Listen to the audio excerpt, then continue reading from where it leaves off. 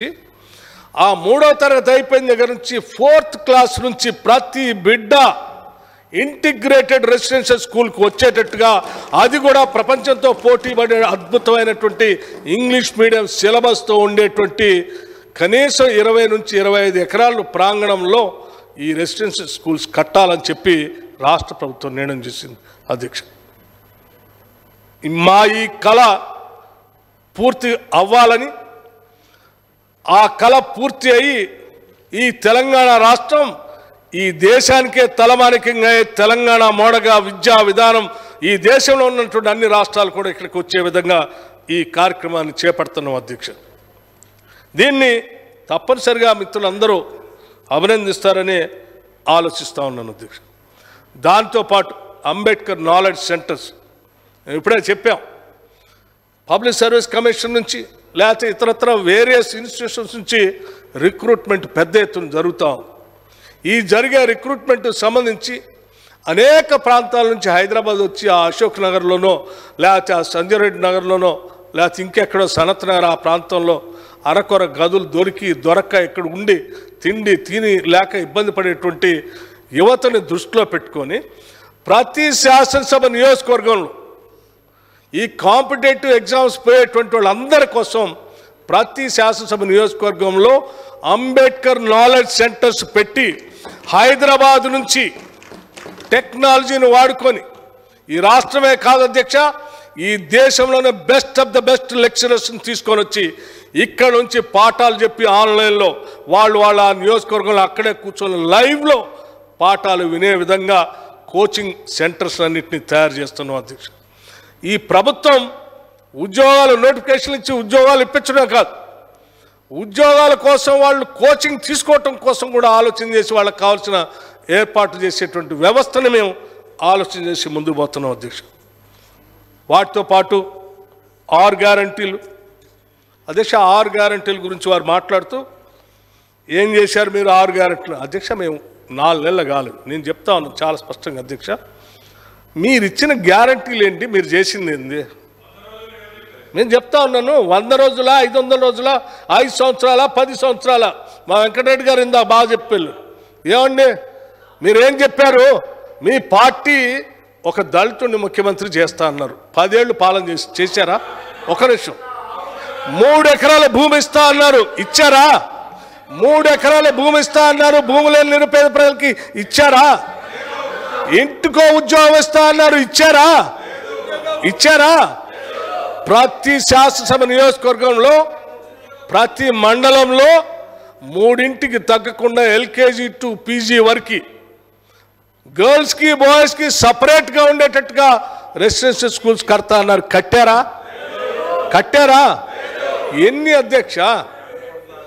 అనేకం చెప్పారు, కానీ మేము 10 ఏళ్ళు అయినా కానీ చివరి చేయకుండా ఉంటే జనం పంపించేశారు. మేము అధ్యక్ష రాగానే ఇక్కడే శాసనసభ్యులుగా ఇక్కడ మేము ప్రమాణ స్వీకారం చేసేమో లేదో, ఒక్క నిమిషం లేట్ అయినా నష్టం జరుగుతుంది. మనం 5 ఏళ్ళు సంపూర్ణంగా పనిచేయాలని మేము బయటికి పోతే గంట లేట్ అవుతుందని మహిళలకు ఉచిత బస్సు ప్రయాణం ఇచ్చే కార్యక్రమాన్ని బస్సులే శాసనసభ ప్రాంగణాన్ని పిలిపించాం. ఇక్కడ నుంచి నేరుగా అక్కడికి వెళ్ళి గంట లోపలనే ఉచిత బస్సు ప్రయాణం ఒకటే కాదు, రాజీవ్ ఆరోగ్యశ్రీకి సంబంధించి 5 లక్షల నుంచి 10 లక్షలకు పెంచేటువంటి కార్యక్రమాన్ని ఇక్కడ ప్రమాణ స్వీకారం చేసిన క్షణాల్లోనే మేము చేసినటువంటి ప్రభుత్వం. అధ్యక్ష, ఇది 6 గ్యారంటీల గురించి మీరు చెప్పాల్సిన అవసరం లే. ప్రతి గ్యారంటీని ఎట్లా చేయాలని అనుక్షణం తప్పిస్తున్నటువంటి కేబినెట్ అధ్యక్ష ఇది. ఈరోజు రాష్ట్రంలో పనిచేసే ప్రతి మంత్రి ఉదయం నుంచి సాయంత్రం వరకు వారి సచివాలయానికి వెళ్ళి నిత్యం రివ్యూలు చేసుకుంటూ ఇచ్చిన హామీల్ని ఈ శాఖలో ఏ రకంగా పనిచేయాలని అనుక్షణం తప్పిస్తూ పనిచేస్తున్నటువంటి కేబినెట్. ఏదో మీలాగా సెక్రటేరియట్ ఆడుందో ఎవరికి తెలియదు, మంత్రులు ఆడ కూర్చునేవాళ్ళు తెలియదు, వాళ్ళు రవీంద్ర భారతిలో కూర్చునేవాళ్ళు, ఇంకోళ్ళు ఇంకెక్కడ కూర్చునేవాళ్ళు, కార్యదర్శులు ఎక్కడ ఉండేవాళ్ళు ఎవరికి తెలిసేది కాదు. 10 ఏళ్ళు అధ్యక్ష, అసలు ఏం జరిగింది? ఒక రివ్యూ ఉందా? ఒక కార్యక్రమం ఉందా? ఈరోజు చూడండి, పోయి సెక్రటేరియట్లో ఛాంబర్స్ చూడండి, 10 గంటల కంటే ముందే పోతున్నారు మంత్రులు, రాత్రి 10-11 గంటల వరకు పనిచేస్తూ ఉన్నారు అధ్యక్ష.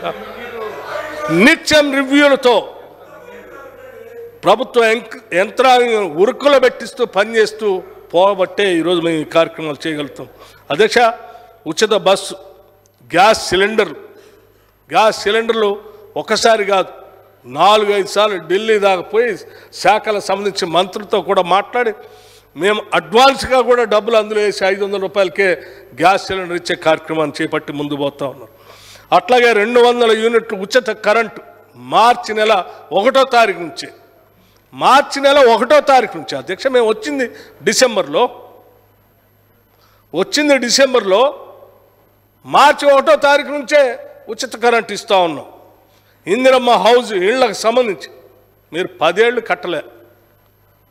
మేము ఎన్నికల కోడ్ కంటే ముందే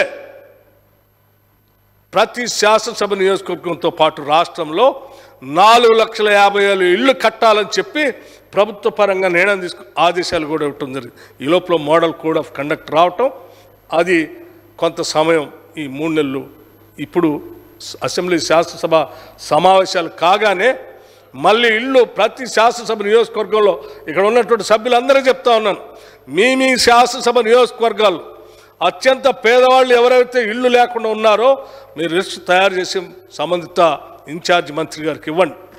తప్పనిసరిగా ఈ రాష్ట్రంలో ఏ ఒక్కరు కూడా ఇల్లు లేకుండా ఉండాలనేదే మా ప్రభుత్వం యొక్క ఆశ, ఆలోచన, లక్ష్యం కూడా. అది ఎంత ఖర్చైనా ప్రతి ఒక్కరికి ఇల్లు కట్టించిస్తాం అధ్యక్ష. ఇందులో ఎటువంటి పొరపాట్లు అధ్యక్ష. అట్లాగే రైతు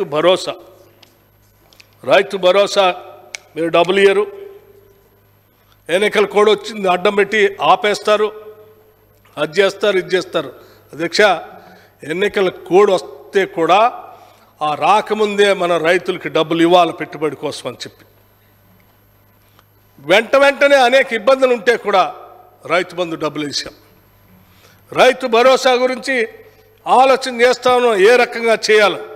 ఆ రైతు బంధు డబ్బులు వేసిన తర్వాత ఆ రైతు బంధులో 5 సంవత్సరాల్లో గుట్టలు రోడ్లు వేసిన వాళ్ళకి, అసలు వ్యవసాయం చేయనటువంటి వాళ్ళకి, ప్లాటింగ్ చేసిన వాళ్ళకి, ఇల్లు కట్టుకున్న వాళ్ళకి, రియల్ ఎస్టేట్ చేసుకున్న వాళ్ళకి వేల కోట్ల అధ్యక్ష. ప్రజల సొమ్మది, ప్రజల డబ్బు, మనం పంచేది ప్రజల డబ్బు కాబట్టి ప్రజలను అడిగి నిజమైనటువంటి లబ్ధిదారులకి, రైతులకు ఇవ్వాలనేటువంటి ఆలోచనతో మేము ఒక క్యాబినెట్ సబ్ కమిటీ వేస్తే మనం కాదు నిర్ణయం చేయాల్సింది, ప్రజల దగ్గరికి వెళ్దాం, రైతులను అడుగుదాం, అందరినీ అడిగి వారందరి అభిప్రాయాలు క్రోడీకరించి అంతిమంగా ఇదే శాసనసభలో ఇక్కడ పెట్టి అందరి అభిప్రాయాలు తీసుకొని దాని ప్రకారం విధి విధానాలు తయారు చేసి ప్రతి పైసా అర్థవంతంగా ఖర్చు పెట్టాలన్నటువంటి ఆలోచనతో ముందు పోతున్నాం.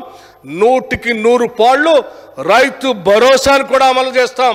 మీరు ఏమైనా అనుకుంటున్నారో మేము చేయమని, అది కూడా చేస్తాం అధ్యక్ష. అట్లాగే అధ్యక్ష అట్లాగే మీకు ఆదాయం ఏడొస్తుంది అంటే నేను లెక్కలు చెప్తాను అధ్యక్ష.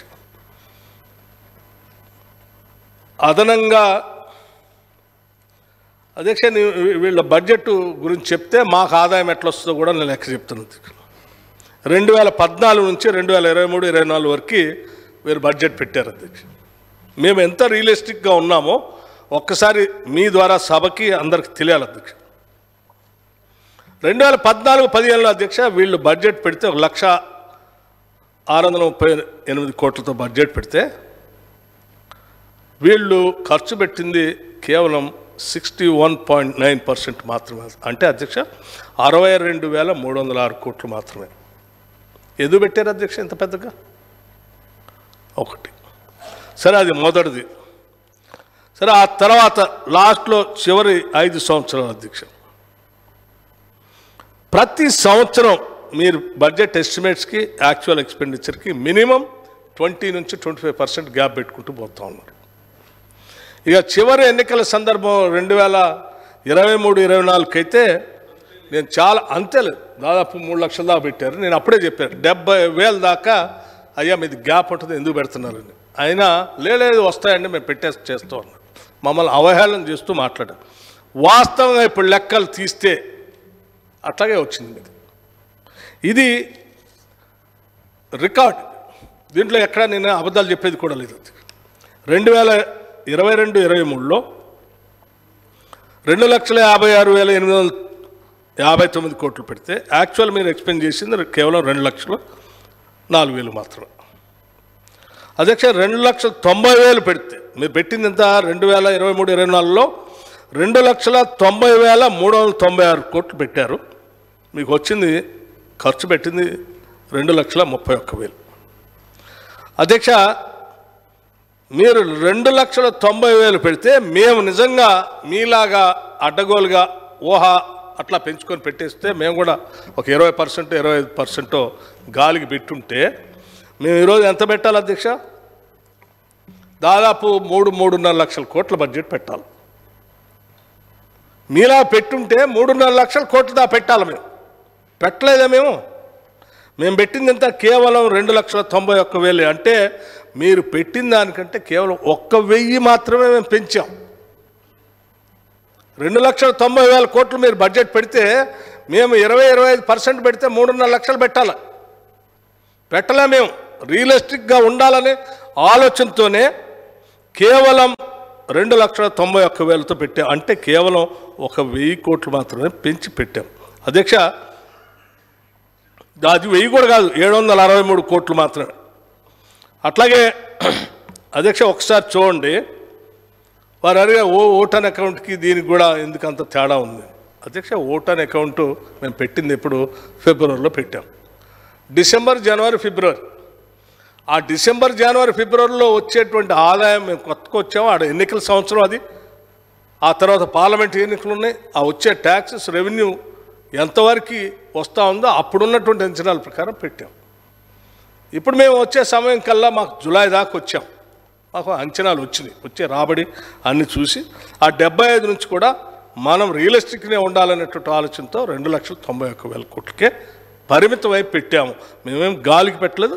మేము ఈ 2,91,000లోనే ఇప్పుడు నేను చెప్పిన అన్నిటిని అందులో పొందుపరిచాము అధ్యక్ష. అట్లాగే అధ్యక్ష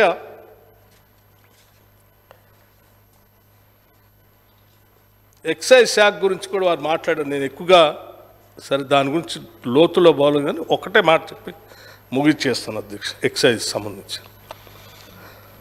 మీరు ఎక్సైజ్లో ఏం చేద్దామని ఆదాయం విపరీతంగా 39,000 కోట్లు మీరు 2023-24లో పెడితే మేము 2024-25లో 42,050 కోట్లుగా చూపించాం. అంటే ఎంత అధికం అధ్యక్ష? కేవలం 5% మాత్రమే. ఎట్లా ఎట్లా చూపిస్తున్నారు అన్నారు. మాకైతే మేము అప్పుడు అప్లికేషన్లు అమ్ముకుంటే మాకు ఇంత డబ్బు వచ్చింది, మీకు యాడ్ నుంచి వస్తుంది. ఎట్లా అమ్ముకుంటారు అధ్యక్ష మీరు అసలు అప్లికేషన్లో? ఓ అర్థం ఉండాలి కదా అధ్యక్ష, ఓ పద్ధతి ఉండాలి కదా. మీరు ఆక్షన్ పోవాల్సింది ఈ సంవత్సరం ఆక్షన్ పోవాల్సిన మీరు 1 సంవత్సరం కంటే ముందే ఆక్షన్ పోయి అప్లికేషన్లు అమ్ముకొని జనం దగ్గర నుంచి అడ్డగోలుగా లాగేసుకొని కార్యక్రమం చేశారు. అయినా కానీ మేమేం వల్ల దాని గురించి మాట్లాడలేదు, గుర్తు చేసి మళ్ళీ దాని గురించి చెప్పించుకుంటున్నారు. మేము ఈ 5% కూడా ఎట్లా పెరుగుతుందో చెప్తాం, ఎట్లా పెరుగుతుందో కూడా చెప్తాం. 5% 5%. మీరు 20-25% పెంచుకుంటూ పోయారు. నేను పెంచింది 5%. ఈ 5% కూడా ఎట్లా వస్తుందంటే అధ్యక్ష మీరు చూసుంటారు, హైదరాబాద్ నగరంలో టానిక్ అని ఒక పెద్ద షాప్స్ అప్పుడప్పుడు పోతూ ఉంటే కనిపిస్తూ ఉంటాయి. నేను అనుకున్నాను ఏంటి ఇది ఇంత పెద్ద 5 స్టార్ హోటల్ లాగా ఉంది, ఇది టానిక్ గీనిక్ అంటే ఎక్సైజ్ షాప్స్ అంటే చిన్నగా ఉంటాయంటే, లేదు సార్ ఇది ఎక్సైజ్ ఆక్షన్ షాప్స్కి దీనికి సంబంధం లేదు, దీనికి ఒక స్పెషల్ జీవో, దీనికి ఏమి చాలా రకరకాల రాయితీలు వాళ్ళు ఎప్పుడు కావాలంటే ఆడ నుంచి కావాలంటే ఇంపోర్ట్ చేసుకోవచ్చు, ఏది కావాలంటే అది చేసుకోవచ్చు, చాలా వ్యాట్లో కూడా చాలా తేడా ఉంటుంది దీని మీద అసలు ఎక్సైజ్ వాళ్ళకి కూడా ఏం పెద్ద ఇది ఉండదని చెప్పి మనకు కావలసినటువంటి వాళ్ళకి రాష్ట్ర ఖజానాకి రావాల్సిన ఆదాయాన్ని గండి కొడుతూ ఇటువంటి టానిక్ లాంటి అనేకం హైదరాబాద్లో ఇవ్వటం వల్ల రాష్ట్ర ఖజానాకి నష్టం జరిగింది. అటువంటి వాటిని మేము కట్టడి చేస్తాం, ప్రతి పైసా రాష్ట్ర ఖజానాకు వచ్చేటట్టు చేస్తాం. ఆ ఆదాయం చాలు మాకు, మేము ప్రజలకు ఏరో వ్యక్తిగతమైన కుటుంబాల్లోకి పోనీయమని చెప్పడం కోసమే నేను ఈ విషయాన్ని చెప్తున్నాను అధ్యక్ష. అట్లాగే అధ్యక్ష మీరు అదే ఇస్తా అధ్యక్ష, మీరు ఐఎమ్ నాట్ ఈల్డింగ్ అధ్యక్ష, ప్లీజ్. అధ్యక్ష, మరి ఇంకో మాట అన్నారు హరీష్ రావు గారే రాసుకున్నారు. అధ్యక్ష బడ్జెట్లో పాయింట్ ఆఫ్ ఆర్డర్ ఉండదు, దీంట్లో పాయింట్ ఆఫ్ ఆర్డర్ ఉండదు బడ్జెట్ సమావేశాల్లో. దయచేసి కూర్చోండి please. They know point of order in the budget session. లేదు సార్. అధ్యక్ష, నేను ఇంకో విషయం, ఏపీ రీఆర్ అధ్యక్ష నిన్న వారు మాట్లాడుతూ మీరేమండి సెంట్రల్లీ స్పాన్సర్డ్ స్కీమ్స్లో మీరు ఇంతగానం పెట్టేశారు, ఇంతగానం పెట్టేశారు మీరు ఏంటి 2023-24లో మేము 41,250 కోట్లు పెట్టాము, మీరు మాత్రం 21,000 కోట్లు పెట్టారు. మేము 41,000 కోట్లు పెట్టింది ఏదో తక్కువైనట్టు, మేము పెట్టింది ఏదో దానికంటే 41,000 కోట్ల కంటే 21,000 కోట్లు ఎక్కువ అయినట్టుగా అది అట్లా పెడతారా అంటున్నారు. అధ్యక్ష, నాకు తెలుసు మీకు 41,000 కోట్లు పెట్టినప్పుడు నేను చాలా స్పష్టంగా అక్కడ ఉండే చెప్పాను, ఈ సెంట్రల్లీ స్పాన్సర్డ్ స్కీమ్స్లో మీకు మ్యాక్సిమం 8,000 నుంచి 10-12,000 కంటే ఎక్కువ రావట్లేదు అన్న యావరేజ్ పెట్టబాహండి అని కూడా నేను చెప్పాను.